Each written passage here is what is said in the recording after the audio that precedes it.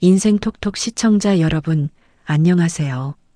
올해 40인 저는 13년째 한 회사를 다니는 평범한 직장인이고 결혼해서 아이 하나를 키우고 있는 사람이었습니다. 그런데 며칠 전 친정 엄마한테 세탁기 하나 바꿔드린 일로 제 인생이 통째로 뒤집혔어요. 평생 갈등이 싫어서 둥글게만 살아온 제가 왜 결국 시댁을 다 엎어버리고 나오게 됐는지 그 이야기를 좀 들어주셨으면 합니다. 그날은 월요일 저녁이었습니다. 퇴근하고 남편이랑 같이 친정에 들렀어요. 현관에 들어서는데 엄마가 다용도실 쪽에서 부산하게 움직이는 소리가 났습니다. 저는 슬쩍 그쪽으로 가서 새로 들여놓은 세탁기 표면을 손바닥으로 한번 쓸어봤어요. 매끈하고 차가운 그 감촉이 어찌나 좋던지 며칠 묵었던 체증이 쑥 내려가는 것 같았습니다. 그 세탁기 제가 주말에 몰래 사다 놓은 거였거든요. 엄마가 손빨래를 한다는 걸 안 게 불과 얼마 전이었어요. 멀쩡한 세탁기가 있는데 왜 손으로 빠시냐고 한겨울에 찬물에 손을 담그고 계시냐고 물었더니 엄마가 그제야 우물쭈물 말씀하시더라고요. 세탁기가 고장난 지 1년이 넘었다고요. 1년이요. 그 긴 시간을 무릎이 안 좋아 절뚝이면서도 매일 쪼그려 앉아 찬물에 손빨래를 하셨다는 겁니다. 사위가 부담스러워할까봐, 딸한테 짐 될까봐 고장난 걸 숨기고서요. 저는 그 말을 듣고 그 자리에서 한참을 서 있었습니다. 5년이었어요. 제가 회사 일에 매달려 있는 동안 엄마는 아픈 무릎을 끌고 우리 아이를 봐주셨습니다. 손주 밥 먹이고 씻기고 빨래하고 그 부르튼 손마디로요. 그런 엄마한테 제가 해드린 게 세탁기 한 대였습니다. 그것도 1년이나 늦게요. 그래서 두 말 안 하고 새 걸로 들여놓은 거예요. 80만 원짜리였습니다. 제 한 달 생활비를 생각하면 적은 돈은 아니었지만 엄마한테는 하나도 아깝지 않았어요. 그런데요. 남편이 다용도실로 따라 들어오더니 새 세탁기를 보자마자 얼굴이 확 굳더라고요.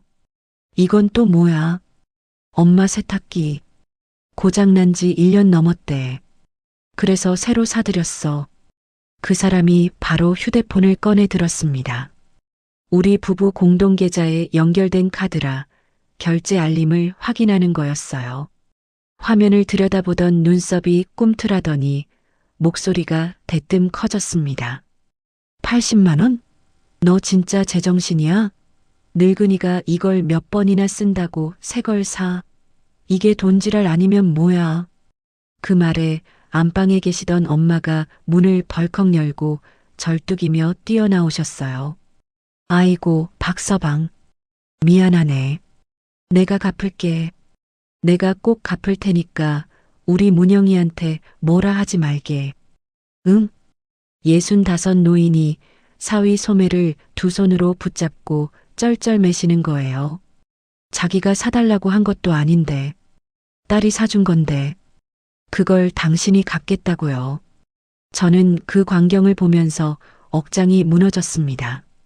입술을 깨물어도 자꾸 떨려서 손톱이 손바닥에 박히도록 주먹을 쥐었어요. 남편은 엄마 손을 매몰차게 뿌리쳤습니다. 됐어요, 어머니.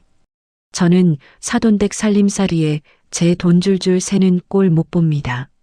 한번 해주면 끝도 없어요. 제 돈이요. 그 사람 입에서 제 돈이라는 말이 나오는 순간 저는 어이가 없어서 헛웃음이 다 나왔어요. 우리 집 생활비 7할을 누가 내는데, 아파트 대출은 누가 갚는데. 그 사람은 그 말을 남기고 현관문을 쾅 닫으며 혼자 나가버렸습니다. 저는 엄마를 안방에 모셔다 드리고 거실에 떨어진 영수증을 주워들었어요. 80만 원. 종이 위에 찍힌 그 숫자를 멍하니 들여다보는데 이상하게 머릿속이 차갑게 정리되기 시작하더라고요. 이게 단순히 절약 정신일까? 저는 13년째 회사에서 회계랑 자금 흐름을 다뤄온 사람입니다. 숫자가 안 맞을 때, 어딘가 돈이 새고 있을 때, 그 특유의 위화감 같은 게 있거든요. 그 위화감이 며칠 전부터 자꾸 등 뒤를 스멀스멀 기어다니고 있었어요. 생각해보니 이상한 게 한둘이 아니었습니다. 그 사람 이번 달 들어 갑자기 자기 월급 통장 비밀번호를 바꿨어요. 평소엔 제 월급에 관심도 없던 사람이 제 상여금 지급일이 언제냐고 며칠째 집요하게 물었고요. 별거 아니라고 넘겼던 그 조각들이 영수증 한 장을 손에 쥐고 있으니 하나씩 자리를 찾아 들어가는 느낌이었습니다. 뭔가 있다. 그날 밤 저는 잠든 척 누워서 휴대폰을 켰어요. 공동계좌 카드라 결제 알림이 제 폰에도 똑같이 오거든요. 그동안은 그냥 지워버리던 알림이었는데 그날은 하나하나 손가락으로 넘겨봤습니다. 그러다 손이 멈췄어요. 처음 보는 여행사 이름이 떠 있더라고요. 계약금 결제건 하나 그리고 그 밑에 출발 전 자동결제 예약이라고 적힌 잠금 안내가 흐릿하게 떠 있었습니다. 액수를 보고 저는 숨을 잠깐 멈췄어요. 세탁기 80만 원에 그렇게 길길이 날뛰던 사람이 예약해둔 그 금액은 비교가 안 됐거든요. 저는 화면을 캡처만 해뒀습니다. 섣불리 건드렸다가는 그 사람이 눈치챌 테니까요. 옆에서 남편이 코 고는 소리가 들렸습니다. 천장을 보고 누워서 저는 지난 5년 동안 그냥 넘겨온 의문들을 머릿속에서 하나씩 끌어다 길게 이어보기 시작했어요. 그날 밤 저는 한숨도 못 잤습니다. 화요일 아침 저는 거의 뜬 눈으로 밤을 새우고 일어났습니다. 출근 준비를 하느라 정신없이 움직이는데 거실 소파 위에 남편이 던져둔 태블릿이 눈에 들어왔어요. 옷을 챙기다 손이 살짝 스쳤는지 잠겨있던 화면이 스르륵 켜지더라고요. 저는 무심코 그 화면을 들여다봤어요. 그러다 발이 그 자리에 딱 붙어버렸습니다. 시어머니 박숙자 이름으로 예약된 서유럽 패키지 여행. 계약금만 결제돼 있고 잔금은 출발 직전에 남편 카드로 자동 결제되도록 걸려 있었어요. 어젯밤에 본 그 거액 잔금이 바로 이거였던 거예요. 시어머니 유럽 여행비 500만 원이었습니다.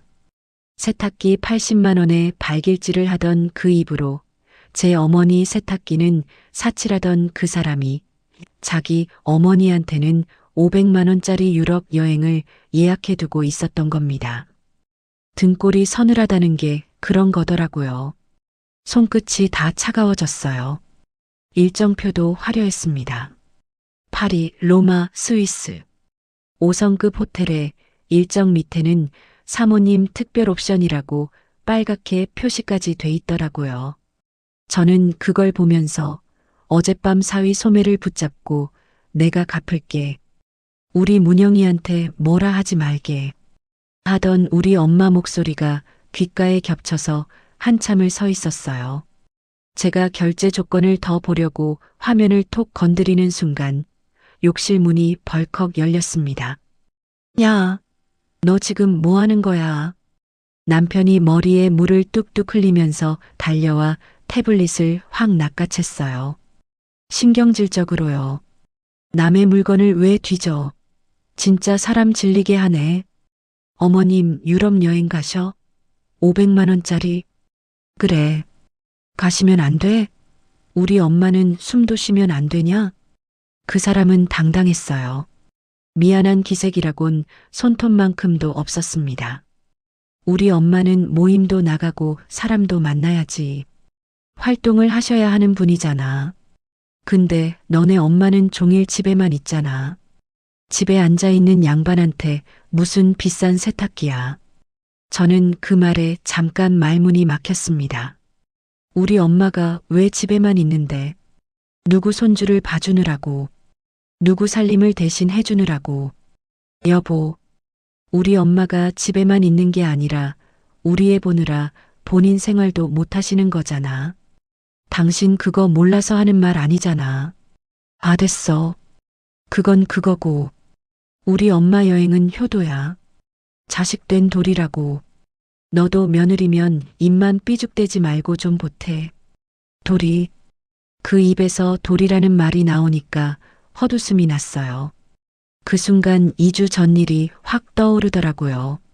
시댁 제삿날이었습니다. 저는 부엌 바닥에 쪼그려 앉아 전을 부치고 있었어요. 기름 냄새에 머리가 다 어지러운데 시어머니가 제 등 뒤에서 한마디 하시더라고요. 문영아, 너 동선에 친정아버지 새 차 뽑은 거 들었니? 그랜저 풀옵션이래. 사돈은 참 자식한테 받을 줄만 알지 해줄 건 없나 봐. 너네 친정은 뭐 줄 게 있어야 주겠지만. 그렇지? 홀로 저를 키운 우리 엄마를 거실에서 다 듣게 대놓고 깎아내리는 거였어요. 시댁 식구들은 거실에서 과일 깎아 먹으면서 웃고 떠드는데 저는 싱크대 구석에 서서 식은 밥에 물을 말아 후루룩 넘겼습니다. 그게 제 제삿날 저녁이었어요. 누구 하나 문영아, 이리 와서 밥이라도 먹어. 소리 안 했습니다. 그때도 남편은 못 본 척 안방에 들어가 텔레비전만 봤습니다. 제사 끝나고는 제 지갑에서 대리비 5만 원을 당연하다는 듯 쏙 빼가더라고요. 자기 돈처럼요. 그게 한두 번이 아니었어요. 생각이 거기까지 미쳤는데 남편이 넥타이를 매면서 또 한마디 던졌어요. 아, 맞다. 토요일에 우리 엄마 환송에 오잖아. 올 때 100만 원 유로화로 환전해 와. 여행 가서 쓰실 용돈은 며느리가 챙겨야지. 통보였습니다. 물어보는 게 아니라요. 100만 원을 나보고 환전해 오라고? 왜 그 돈도 아까워? 우리 엄마 평생 처음 유럽 가시는데 며느리가 그 정도도 못해? 세탁기에는 80만 원 척척 쓰면서 저는 최대한 아무렇지 않은 척 조심스럽게 물었어요. 그럼 여행 잔금은 어느 통장에서 빠져? 500이면 큰 돈이잖아. 그 사람 눈빛이 순간 흔들렸습니다. 분명히요. 거울 보던 손이 멈칫하더라고요. 네가 알아서 뭐하게. 내가 벌어서 내가 쓰는 돈이야. 쓸데없이 캐묻지 말고 환전이나 해와. 큰 돈이니까 같이 알자는 거야. 우리 부부잖아. 통장도 같이 보는 사이고. 아, 시끄러워. 남자가 돈 좀 쓰는데 매번 허락받아야 돼? 너 세탁기 일로 삐져서 지금 이러는 거지? 말을 뚝 자르고는 시선을 황급히 피하더라고요. 넥타이 매듭만 괜히 다시 풀었다 조였다 하면서요. 13년을 회사에서 사람들 들여다본 제 눈에 그건 너무 빤한 회피였어요. 떳떳한 돈이면 저렇게 안 피하거든요. 알았어. 환전해 갈게. 저는 그렇게 말하고 돌아섰어요. 더 캐물으면 그 사람이 경계할 테니까요. 남편이 현관을 나서고 문이 닫혔습니다.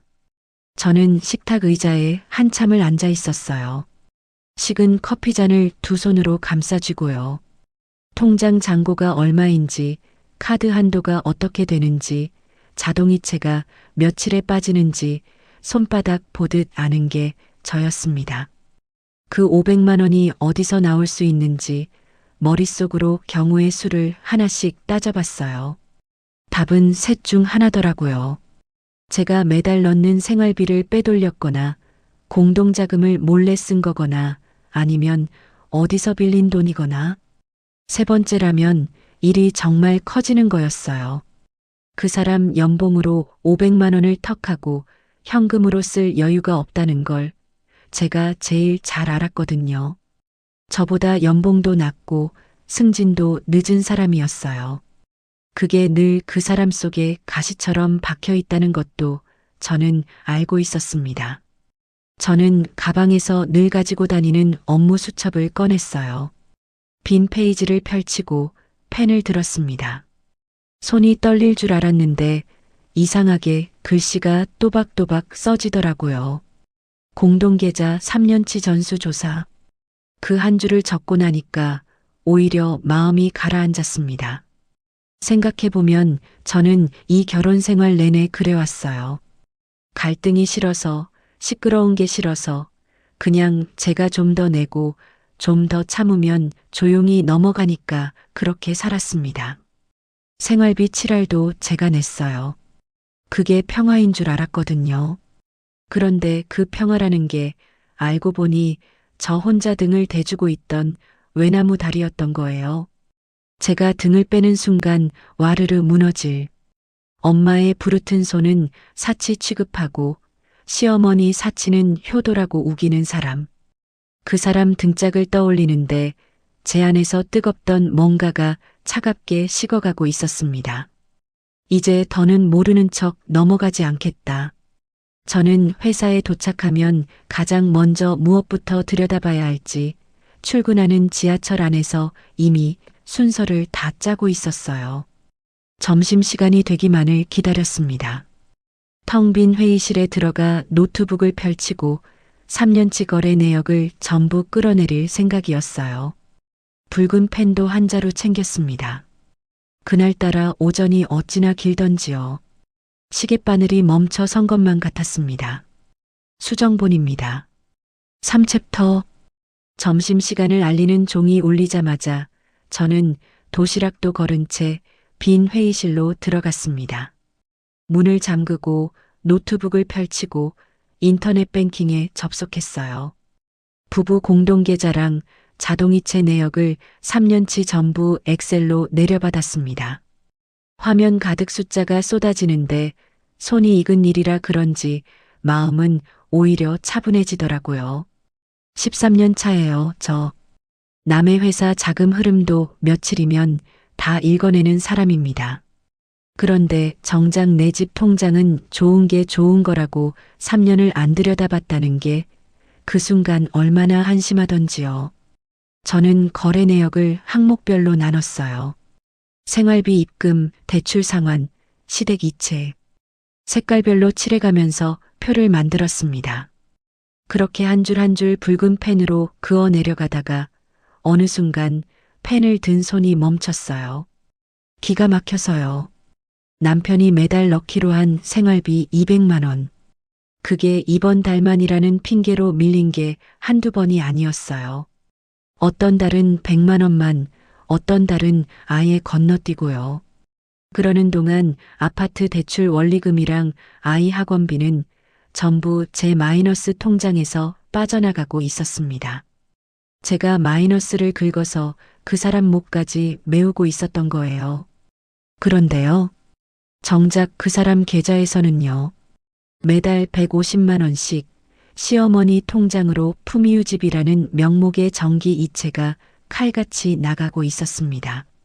단 한 달도 안 밀렸어요. 제 생활비는 그렇게 밀리면서 어머니 용돈은 날짜 맞춰 꼬박꼬박이요. 심지어 지난달엔 시누이 전세 대출 이자 50만 원까지 남편 계좌를 거쳐 시댁으로 흘러들어간 게 찍혀 있었어요. 시누이 빚 이자를 우리가 내주고 있었던 겁니다. 저는 그 표를 한참 들여다봤어요. 그림이 너무 선명하더라고요. 제가 생활비를 7알이나 떠안으니까 그 사람 계좌엔 매달 여유가 생겼고 그 여유가 고스란히 시댁으로 흘러간 거예요. 제 등골이 시댁 살림을 떠받치고 있었던 겁니다. 그것도 5년을요. 그런데 이상한 게 하나 있었어요. 그 500만 원짜리 여행 잔금. 그게 어느 계좌에도 안 보이는 거예요. 들어온 적도 모아둔 적도 없어요. 한 달에 150씩 어머니한테 보내고 시누이 이자 내주고 나면 그 사람 통장은 늘 바닥이었거든요. 500만 원을 턱하니 낼 돈이 장부상 어디에도 없었습니다. 장부에 없는 돈. 그 말이 머릿속에 딱 박히는 순간 등이 서늘해졌어요. 장부에 없는 돈이라는 건 둘 중 하나거든요. 누가 몰래 준 돈이거나 아니면 빌린 돈이거나. 빚이라는 단어가 떠오르자 어젯밤 알림에 떴던 그 자동결제 예약이 다시 생각났습니다. 그때 책상 위에 둔 회사 직통 전화가 울렸어요. 받았더니 시어머니였습니다. 회사 번호로 전화를 다 거셨더라고요. 문영아, 일하는데 미안하긴 한데 잠깐만 받아. 목소리부터 가식이 뚝뚝 묻어났어요. 사돈은 요즘 어떠시니? 무릎이 그렇게 안 좋다며. 근데 무릎 아픈 양반이 뭘 그렇게 비싼 세탁기를 바라니? 우리 성진이 등골 빼먹으려고 작정을 했나? 안 그러니? 저는 수화기를 꽉 쥐었어요. 사달라고 한 적 없는데. 제가 사드린 건데. 그 말이 어떻게 그렇게 둔갑하는지요. 어머니, 그건 엄마가 사달라고 한 게 아니라 제가 산 거예요. 아유, 됐다. 말은 누가 못하니. 그건 그렇고, 너 이번에 상여금 나왔다며? 순간 숨이 멎었어요. 제 상여금을 시어머니가 어떻게 아시지? 내 친구들이 이번 여행에 명품 가방 하나씩은 다 들고 온다더라. 나만 맨손이면 얼마나 없어 보이겠니? 너 상여금으로 가방 하나 사와라.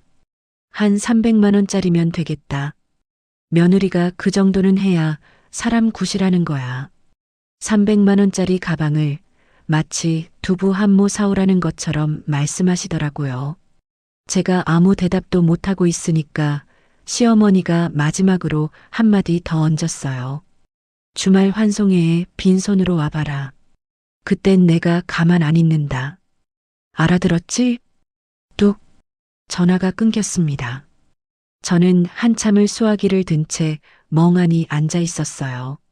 무서운 건 가방 얘기가 아니었어요. 제 상여금 지급일이랑 액수를 시어머니가 정확히 알고 있다는 거였습니다. 제가 누구한테도 말한 적 없는 그걸요. 남편이었어요. 그 사람이 흘린 거예요. 어젯밤 제 상여금을 그렇게 집요하게 묻던 이유가 이거였던 거죠.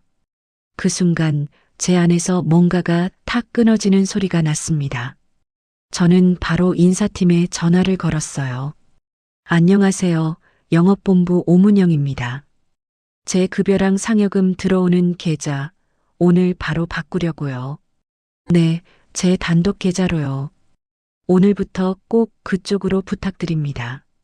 남편이 모르는 제 단독명의 계좌로요. 통화를 끊고 나서 저는 공동계좌에 묶여있던 자동이체들을 하나씩 해지하기 시작했습니다. 손가락이 화면 위를 빠르게 움직였어요. 오랜 세월 갈등이 싫어서 미루고 미뤄온 결심이었어요. 그게 단 하루 만에 차갑고 정교한 실행 계획으로 바뀌고 있었습니다. 마지막 자동이체 해지 버튼을 누르면서 저는 작게 중얼거렸어요. 그래. 이제부터는 내가 끊어낼 차례야. 창밖으로 오후 햇살이 비스듬히 들어오고 있었습니다. 4챕터 수요일 퇴근길 지하철 안이었습니다. 손잡이를 잡고 흔들리는데 주머니 속 휴대폰이 쉴 새 없이 부르르 떨었어요. 꺼내보니 시댁 가족 단톡방이었습니다. 시댁 식구만 10명이 모인 그 방이 그날따라 불이 난 듯이 달아올라 있었어요. 신우이가 시어머니 유럽 여행 일정표 캡처본을 떡하니 올린 거예요. 파리, 로마, 스위스 적힌 그 화려한 일정표를요.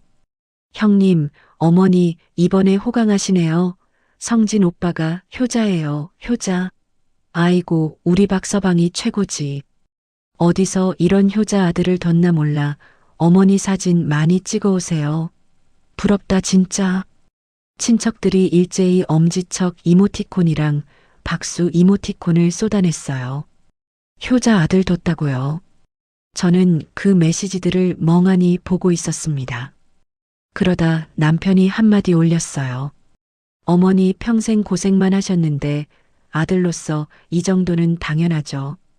제가 더 잘 모셔야죠. 자기 돈인 양. 빚낸 돈으로요. 저는 손잡이를 잡은 손에 힘이 들어갔습니다. 그 다음이 압권이었어요. 시어머니가 단톡방에 저를 콕 태그하더라고요. 문영아, 이거 다 내 남편이 벌어서 보내주는 효도 여행이다. 너도 며느리로서 빠지지 말고 유로화 용돈이랑 가방 잊지 말고 챙겨와라. 알았지? 내 남편이 벌어서 보내주는이라뇨. 저는 그 문장을 2번, 3번 다시 읽었어요. 벌어서 보내주는 게 아니라 빌려서 보내주는 거잖아요. 사채 3천만 원 내서요. 그런데 거기서 끝이 아니었어요. 눈치 없는 동서가 기름을 부었습니다.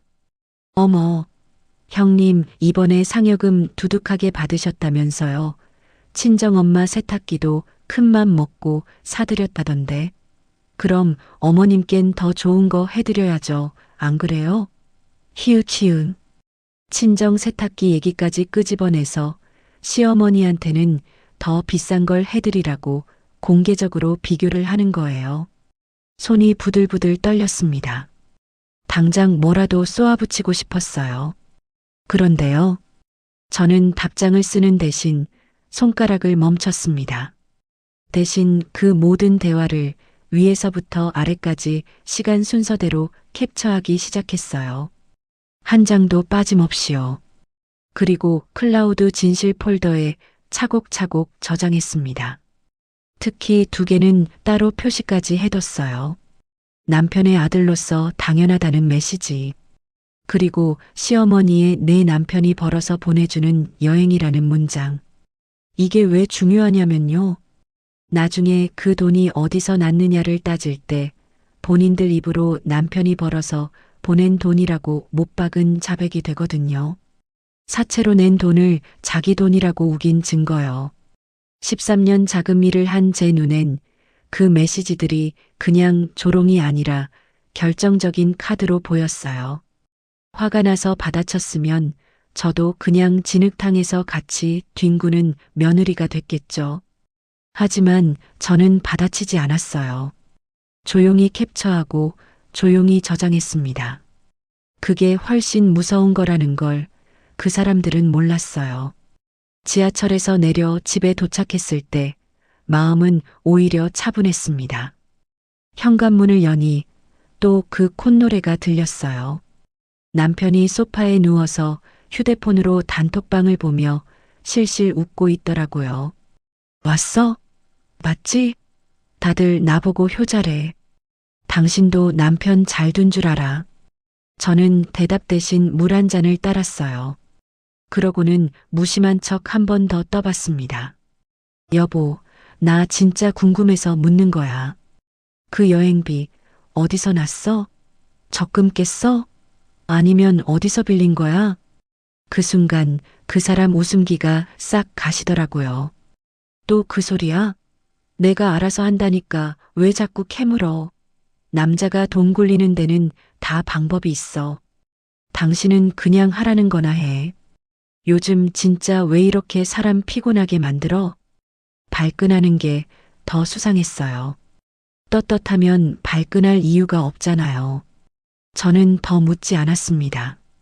이미 답은 제 폰 안에 다 들어 있었으니까요. 알았어. 나중에 당신 입으로 다시 말하게 될 거야.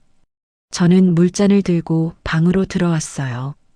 침대에 앉아서 낮에 찍어둔 캐피탈 대출 화면이랑 방금 저장한 단톡방 캡처를 나란히 놓고 봤습니다.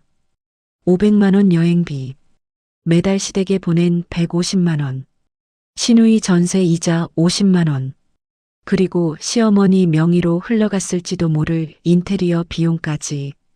그 모든 게 결국 2, 3천만 원짜리 고금리 빚한 덩어리에서 흘러나온 거였어요. 퍼즐이 완벽하게 맞아떨어졌습니다. 빚으로 효자 행세를 하고 빚으로 며느리 위에 군림하고 그러면서 정작 우리 엄마 손빨래는 모른 척한 사람들. 저는 폰 화면을 끄고 어둠 속에서 가만히 생각했어요. 이제 증거는 다 모였다. 남은 건 이걸 법으로 정리하는 일이었습니다. 다음 날 저는 회사에 반차를 내기로 마음먹었어요. 가야 할 곳이 있었거든요. 이혼 전문 변호사 사무실이요. 그날 밤 저는 모아둔 자료를 출력본으로도 한 부 뽑아 가방에 넣었습니다. 표 한 장, 캡처 한 장, 대출 서류 사진 한 장. 빳빳하게 정리해서요. 가방을 닫는데 손끝이 조금도 떨리지 않더라고요. 이상하죠. 무서워야 하는데 오히려 후련했어요. 수정본입니다. 5챕터. 목요일 저는 반차를 냈습니다. 오전에 회사 일을 마치고 점심도 거른 채 곧장 이혼 전문 변호사 사무실로 향했어요. 가방 안에는 며칠 밤을 새워 정리한 자료가 들어 있었습니다. 3년치 자금 흐름을 한눈에 정리한 표, 그리고 단톡방 캡처 출력본이요. 변호사는 50대쯤 돼 보이는 분이었어요. 제가 내민 서류를 한 장 한 장 넘겨보는데 안경 너머 눈빛이 점점 진지해지더라고요. 표를 한참 들여다보던 변호사가 고개를 들었습니다. 오문영 씨, 바로 말씀드릴게요. 제가 이혼 사건을 오래 봤지만 이렇게 돈 흐름을 정리해서 오시는 분은 정말 드뭅니다. 제가 회사에서 자금 흐름 보는 일을 해요. 그래서였군요. 표가 아주 정확합니다. 이 정도면 재산 분할에서 오문영 씨가 상당히 유리해요. 특히 여기요. 변호사가 매달 시댁으로 나간 150만 원 이체 기록을 짚었어요. 부부가 같이 정한 돈이 아닌데 한쪽 집으로 계속 빠져나갔습니다. 이건 반환 청구를 해볼 수 있어요. 숨긴 재산이 더 나오면 그 부분도 같이 따져야 합니다. 저는 그제야 숨이 좀 트이는 것 같았어요.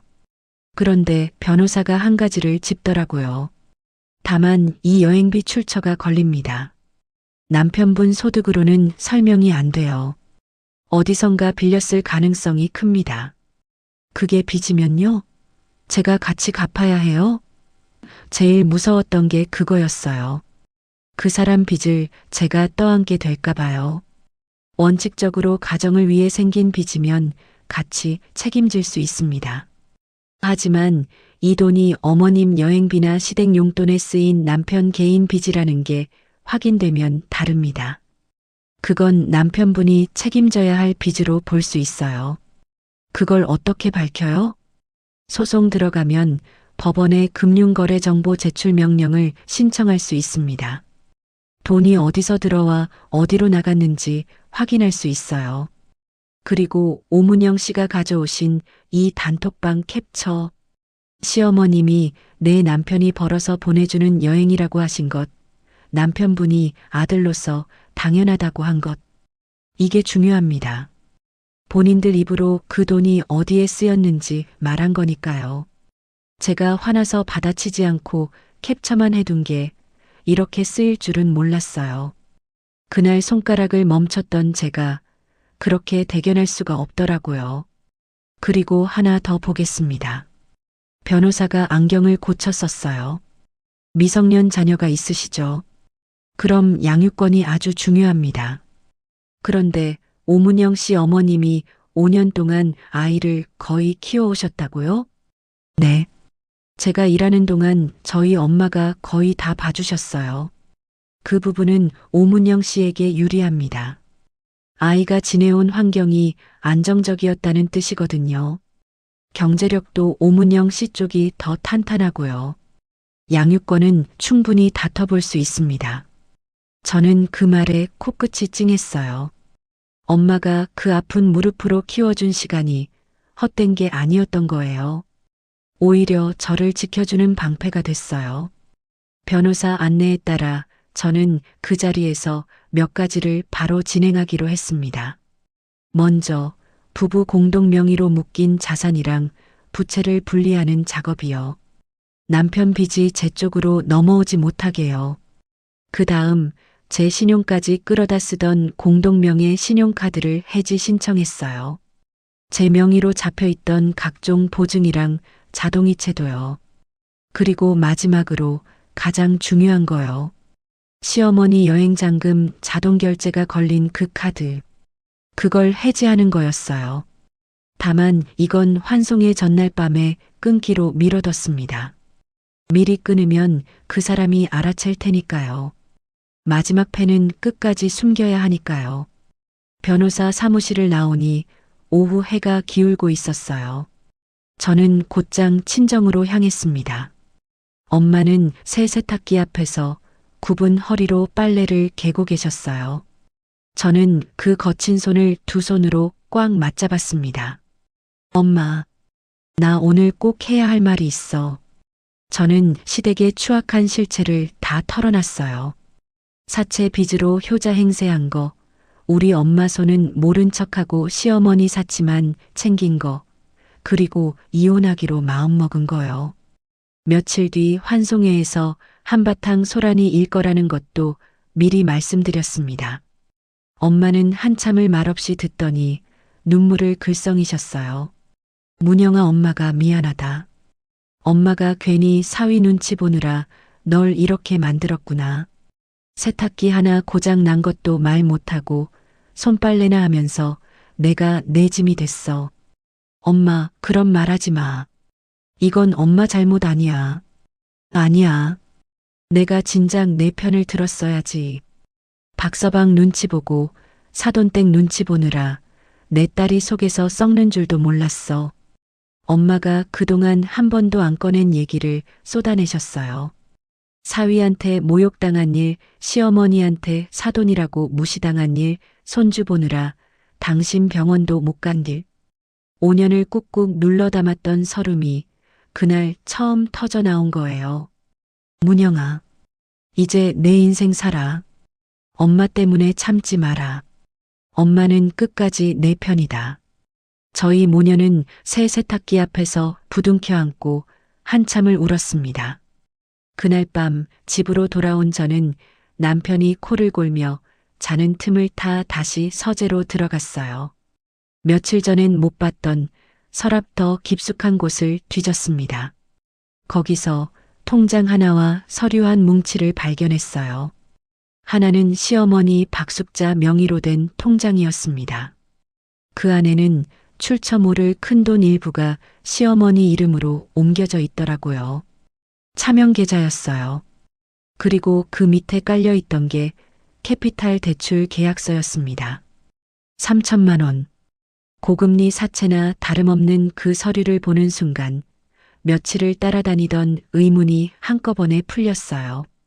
장부에 없던 그 여행비가 바로 여기서 나온 거였습니다. 순간 소름이 쫙 끼쳤습니다. 이건 그냥 효도가 아니었어요. 나중에 재산 분할할 때 재산을 시어머니 이름으로 숨겨두려는 거였어요. 명백한 재산 은닉이었습니다. 저는 떨리는 손으로 그 통장과 대출 계약서를 한 장 한 장 사진으로 찍었어요. 그리고 원래 자리에 그대로 돌려놨습니다. 그날 밤 저는 발견한 모든 자료를 날짜별로 정리해서 변호사한테 추가로 보냈어요.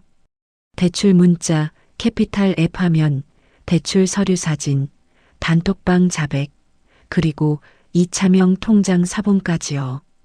다음 날 아침 남편은 출근 준비를 하면서 끝까지 뻔뻔했어요. 주말에 우리 엄마 댁 갈 때 늦지 마. 돈 봉투도 똑바로 챙기고 어머니 친구분들 다 오신다니까? 당신 때문에 내 얼굴 구겨지게 하지 마. 응, 알았어. 저는 순순히 고개를 끄덕였어요. 판을 엎으려면 끝까지 평소처럼 행동해야 하니까요. 그러고는 현관 신발장에서 그 사람이 매일 타고 다니는 승용차 예비 열쇠를 조용히 꺼내 핸드백 안쪽 주머니에 넣었습니다. 그 차 명의도 보험도 전부 제 거였거든요. 이혼과 동시에 그 사람 발이 묶이게 될 또 하나의 카드였어요. 핸드백 지퍼를 닫으면서 저는 속으로 날짜를 세웠습니다. 환송회까지 이제 이틀 남았더라고요. 토요일 낮 12시. 저는 핸드백 하나만 달랑 들고 시댁 현관을 들어섰습니다. 평소처럼 남편이랑 같이 온 척 표정 하나 안 바꾸고요. 거실은 이미 시끌벅적했어요. 시누이, 동서, 친척들까지 10명 가까이 모여서 곧 유럽 갈 시어머니를 둘러싸고 한창 떠들고 있었습니다. 거실 탁자 위에는 명품 캐리어가 떡하니 놓여 있고 그 옆에 빳빳한 새 여권이랑 면세점 쇼핑 리스트까지 화려하게 널려 있더라고요. 시어머니가 상석에 앉아서 저를 보더니 대뜸 빈손부터 훌쳤어요. 어머, 우리 며느리 왔네. 그런데 손이 왜 저렇게 가벼워? 돈 봉투는? 가방은? 설마 빈손으로 온 건 아니겠지? 어머니, 친정엄마 세탁기 살 돈은 있고 시어미 호강시킬 돈은 아까워. 그 비싼 세탁기 사줄 정성으로 어미 가방 하나 못 사오니 며느리가 참 대단하다.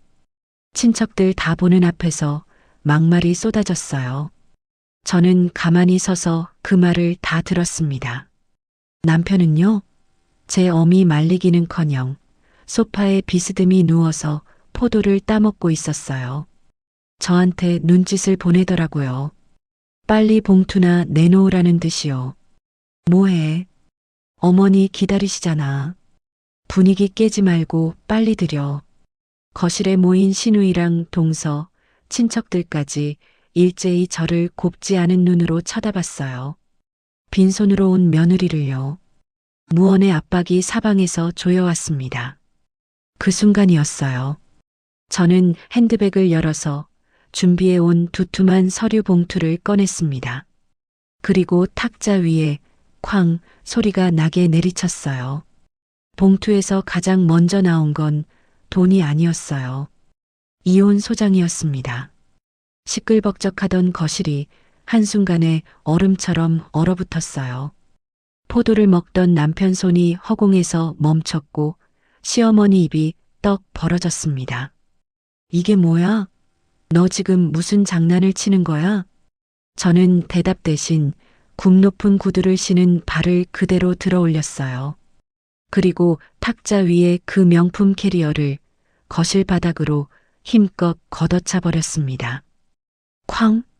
캐리어가 나뒹굴고 안에 든 짐들이 바닥에 와르르 쏟아졌어요. 시어머니가 비명을 지르며 튀어 올랐고 남편은 먹던 포도를 바닥에 떨어뜨렸습니다. 인연이 미쳤나? 감히 내 집에서 이게 무슨 짓이야? 저는 그제야 입을 열었어요. 차갑게요. 내 돈 빨아먹고 어머니 호강시키던 짓 오늘로 끝내려고요. 거실이 다시 한번 얼어붙었어요. 저는 봉투 속 서류를 한 장씩 꺼내 탁자 위로 던지면서 조목조목 폭로하기 시작했습니다. 이거 3천만 원 사채 대출 서류 사본. 탁! 이거 어머니 명의로 빼돌린 차명 통장 사본. 재산 숨긴 증거죠. 탁! 그리고 이거 매달 시댁으로 빠져나간 150만 원 이체 기록. 3년치 전부 다. 서류가 한 장씩 탁자에 떨어질 때마다 친척들 얼굴이 하얗게 질려갔어요. 여보, 그건 당신이 뭘 오해한 거야? 당황한 남편이 일어서려는데 저는 단톡방 캡처를 인쇄한 종이를 흔들었어요. 여기 있네. 아들로서 당연하다며. 내 남편이 벌어서 보내주는 여행이라며. 그런데 그 돈 다 사채잖아. 빚내서 효자 노릇한 거잖아. 당신들 입으로 직접 떠든 거 여기 다 있어. 다 가정을 위한 거였어. 우리 가족을 위해서 그런 거라고. 가정? 저는 헛웃음이 났어요. 우리 집 대출은 내 마이너스 통장에서 나갔어. 애 학원비도 내가 냈고. 그런데 당신 돈은 전부 여기로 왔잖아. 어머니 여행, 어머니 용돈, 시누이 전세이자. 그게 왜 우리 가정이야? 당신 시댁이지. 시누이랑 동서가 고개를 푹 숙였어요. 자기 전세이자 얘기가 나오니까요. 시어머니가 부들부들 떨면서 저한테 달려들려고 했어요. 인연이 어디서 시어미 앞에서 눈을 불하려. 네가 우리 집에 시집 왔으면 우리 집 돈을 보태는 게 당연하지. 저는 장식장 위에서 닭이 세트 하나를 집어들었어요. 그리고 바닥에 내려놓듯 툭 떨어뜨렸습니다. 쨍그랑. 이 그릇값도 결국 제 돈이었죠. 어머니. 차갑게 한마디 던지고는 더는 손대지 않았어요. 시어머니가 그 자리에 털썩 주저앉았습니다. 저는 마지막으로 핸드백에서 차량명의 서류랑 변호사 명함을 꺼냈어요. 그리고 남편 발 앞에 던졌습니다. 그 차, 내 명의의 내 보험이야. 오늘부터 손대지 마. 이제 당신이 할 말은 나 말고 변호사한테 해. 남편이 바닥에 떨어진 명함을 멍하니 내려다봤어요. 그제야 자기한테 무슨 일이 벌어지고 있는지 실감한 얼굴이었습니다. 저는 뒤도 돌아보지 않고 현관을 향해 걸어 나갔어요. 등 뒤에서 시어머니 곡소리랑 남편이 제 이름을 부르는 소리가 들렸지만 한 번도 돌아보지 않았습니다. 밖으로 나와 제 차에 올랐어요. 운전대를 잡는데 손이 하나도 안 떨리더라고요. 시동을 걸고 천천히 시댁 골목을 빠져나왔습니다. 백미러로 그 집이 점점 작아지는 걸 보면서 저는 길게 숨을 내쉬었어요. 13년 만에 처음으로 가슴이 뻥 뚫리는 것 같았습니다. 제가 떠난 뒤 그 집에선 난리가 났다고 합니다. 바닥에 흩어진 서류를 주워든 남편은 자기 사채 3천만 원 내역이랑 어머니 차명계좌 증거가 고스란히 정리된 걸 보고 그 자리에서 사색이 됐대요. 시어머니는 덜덜 떨리는 손으로 저를 붙잡으려 했지만 그땐 이미 제 차가 골목을 빠져나간 뒤였습니다. 집으로 돌아온 저는 곧장 변호사를 통해 움직였어요. 이혼 및 재산분할 소송을 정식으로 접수했습니다. 그리고 남편 명의 통장이랑 시어머니 명의 차명계좌에 대한 가압류를 법원에 신청했어요. 그 돈에 손도 못 대게 묶어버린 거죠. 그리고 또 하나, 시어머니의 그 유럽 여행이요. 그게 통째로 날아갔습니다. 제가 환송의 전날 밤 마지막까지 숨겨뒀던 그 카드를 끊었거든요. 여행장금 자동결제가 걸려있던 카드요.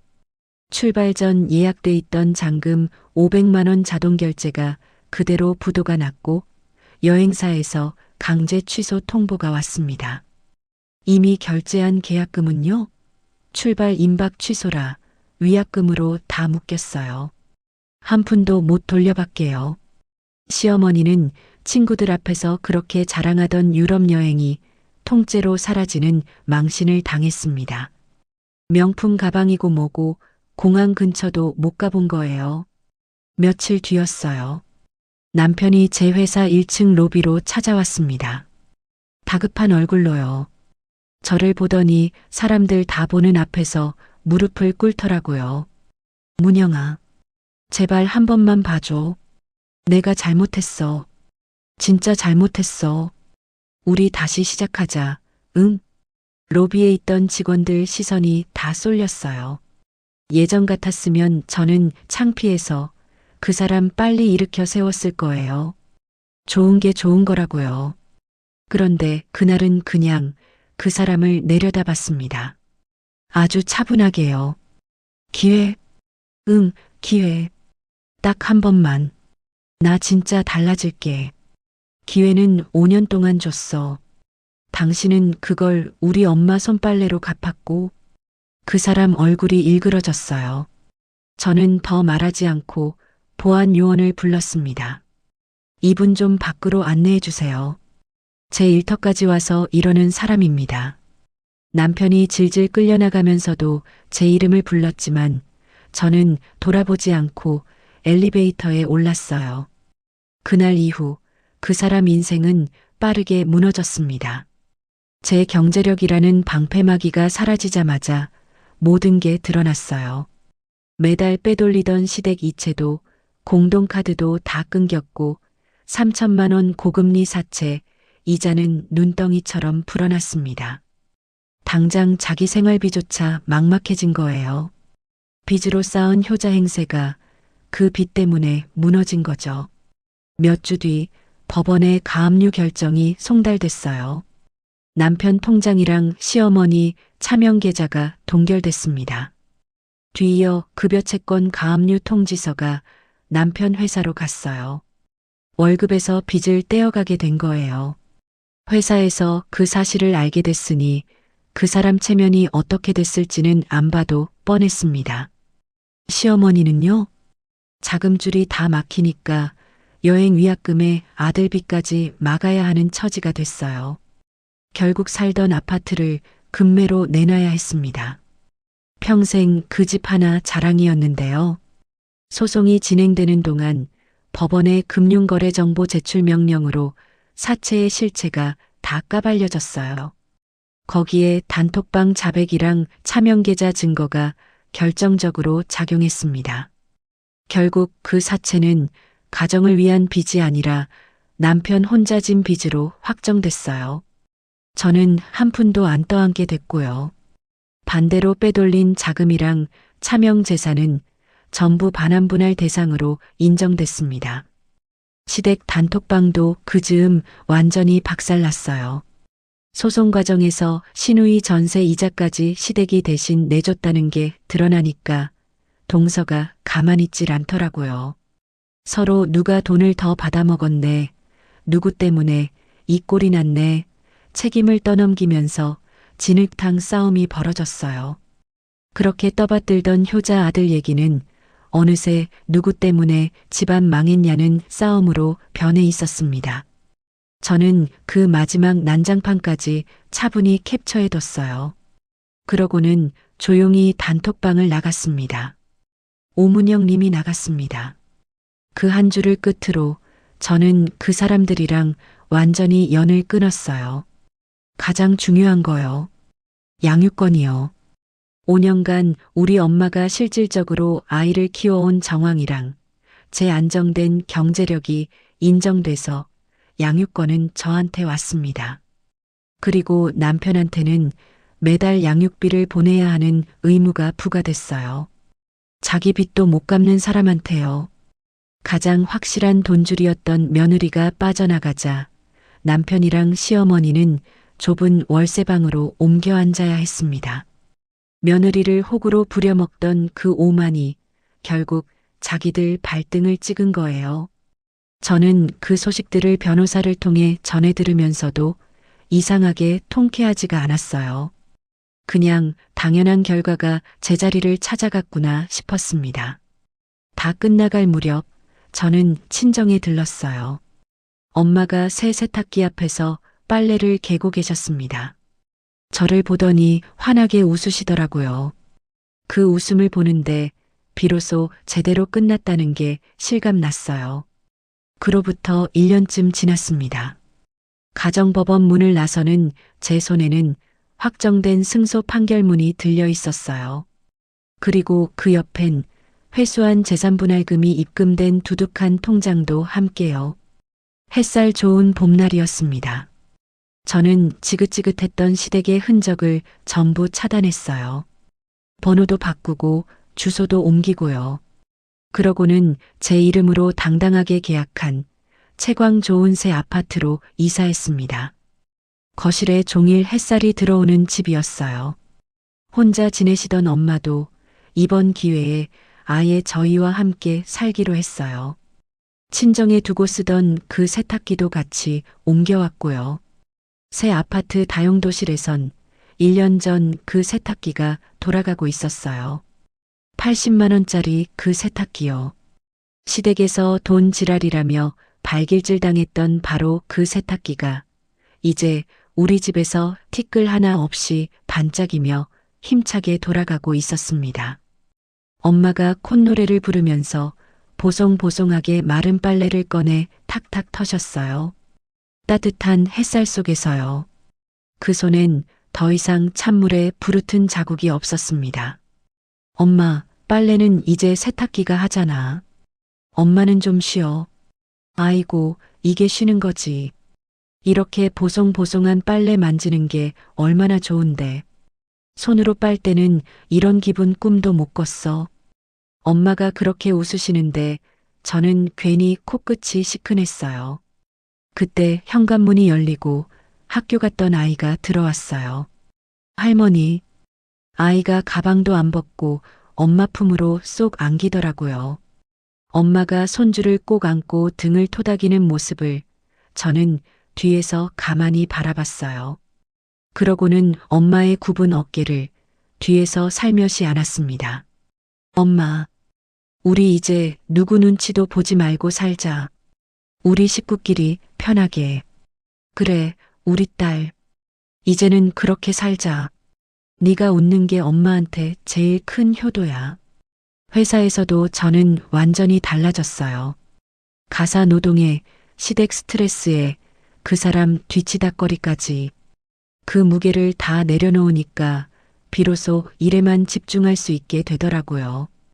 큰 프로젝트를 연달아 성공시켰고 결국 팀장에서 본부장으로 승진했습니다. 제 땀이랑 실력으로요. 주말 오후였어요. 저랑 엄마는 거실 탁자에 카탈로그 한 권을 펼쳐놓고 머리를 맞대고 앉았습니다. 그게 뭐였냐면요. 시어머니가 가려다 무산된 바로 그 서유럽 여행 카탈로그였어요. 파리, 로마, 스위스. 그 화려한 일정표를요. 이번엔 시어머니가 아니라 진짜 우리 모녀가 갈 첫 해외여행 일정을요. 엄마, 여기 봐. 파리에서 에펠탑 보고 여기서 사진도 찍자. 어때? 아이고, 내가 이 나이에 유럽을 다 가보게 생겼네. 좋긴 좋은데 내 무릎이 따라줄까 모르겠다. 천천히 다니면 돼.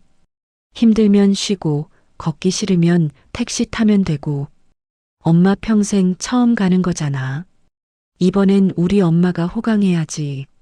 엄마가 카탈로그를 어루만지면서 소녀처럼 웃으셨어요. 5년을 손주 보느라 당신 인생 한 번 못 챙긴 분이 그제야 처음으로 당신을 위한 계획을 세우신 거예요. 한편 전 남편은요.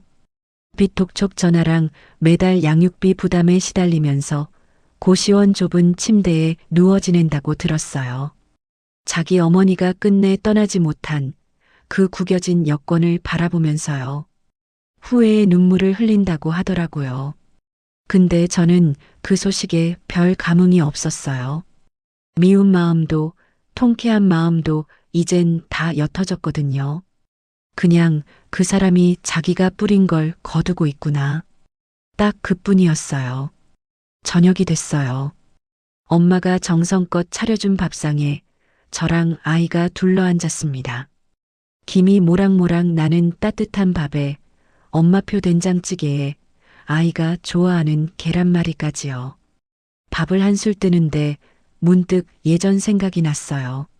시댁 부엌 구석에 서서 식은 밥에 물 말아 후루룩 넘기던 그 시간들이요. 누구 하나 같이 먹자는 사람 없던 그 모욕적인 밥상이요.